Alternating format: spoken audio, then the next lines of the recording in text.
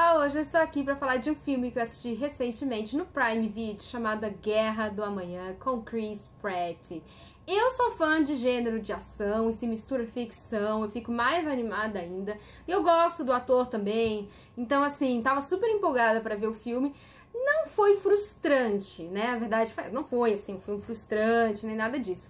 Mas eu achei algumas falhinhas, assim, de roteiro, na questão da ficção, fiquei me perguntando, assim, de muitas coisas, né? Mas enfim, de modo geral, foi um bom entretenimento, né? O filme me prendeu do início ao fim, acho que poderia ter sido um pouquinho menor, inclusive, mas eu gostei.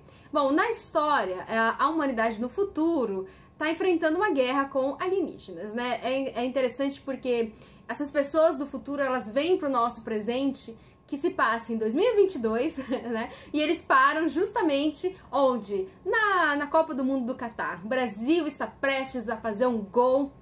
E aí, de repente, chega o pessoal do futuro para dar notícia de que estamos morrendo, né, em alguns anos por conta dos alienígenas, e eles precisam recrutar pessoas para essa guerra. Eles só podem viajar no espaço de 30 anos, então por isso eles não podem ir até a data, né, que os alienígenas começaram a aparecer. Até porque eles não sabem muito desses alienígenas, eles não sabem como eles chegaram na Terra, né, exatamente de onde eles vieram, enfim, só se sabe que eles não estão atrás de política, de poder, nem nada. Nós somos mera comida para esses monstros. E eu gostei do visual dos monstros, eu achei uma mistura assim de macaco com dinossauro, com répteis, uma coisa assim bem medonha. É difícil de matar os monstros, por isso que eles morrem, o ser humano morre com muita facilidade, né? Eles são grandes, são rápidos, são inteligentes, inclusive, e assim, só tem duas formas de matar, né? Ou na barriga ou na cabeça, porque nas outras partes eles são resistentes à bala. Então, o governo vai recrutar um monte de gente, inclusive o protagonista, que é um cientista frustrado, coitado. Ele queria um emprego melhor, numa faculdade, para fazer projeto científico, mas ele acaba sendo professor de uma escola regular, professor de ciências, inclusive. Então ele é meio frustrado aí da vida, mas ele é ex-militar. O filme tem toda uma questão de drama familiar, porque ele também não se dá bem com o pai dele, né? E o pai dele é um engenheiro, daqueles assim, bem inteligentes, né? E que inclusive trabalha com coisas que de repente são ilegais, né? Então ele não tem um bom relacionamento com o pai dele, mas ele tem um ótimo relacionamento com a esposa e com a filha. Então quando ele é recrutado, existe a possibilidade dele fugir e não ir para essa guerra, porque as pessoas que vão dificilmente voltam, não conseguem voltar vivas, porque os alienígenas são muito mais fortes do que as pessoas. Eu achei super estranho, né, o governo ficar, vamos dizer assim, convocando civis sem preparo nenhum para uma guerra, porque convocar civil pode acontecer, né, de repente, fim do mundo, etc e tal.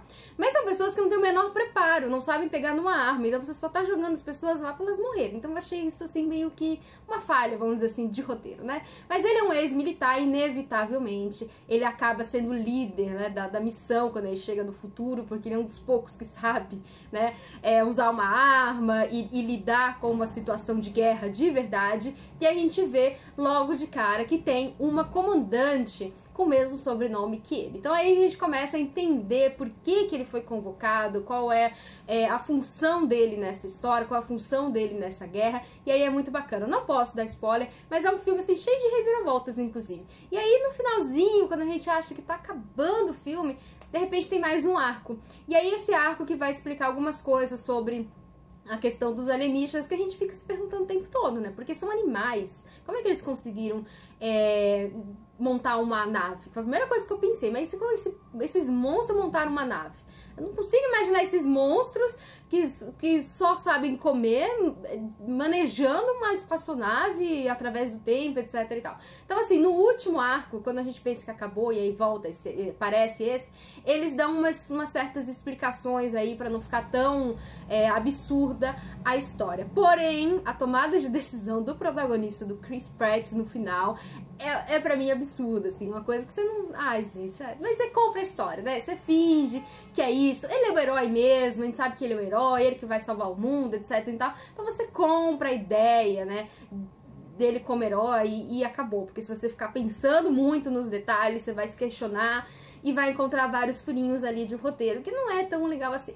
Mas assim, o filme tem boas cenas de ação, eu gostei da trilha sonora, gostei dos efeitos especiais, gostei do drama familiar, né, da relação dele com o pai, e depois a relação dele com a filha, eu achei legal, achei a ideia do futurista também bacana, tem umas coisas assim bem legais quando a gente vai ver, né, a ambientação do futuro, é um futuro apocalíptico, então assim, tem coisas bacanas assim, não é só os furos de roteiro da parte científica não, tem coisas bem legais, então assim, eu recomendo, se você gosta de filme de ação e quer algo de puro entretenimento, sabe, sem ser aquele filme cabeça que você vai ficar pensando, eu recomendo.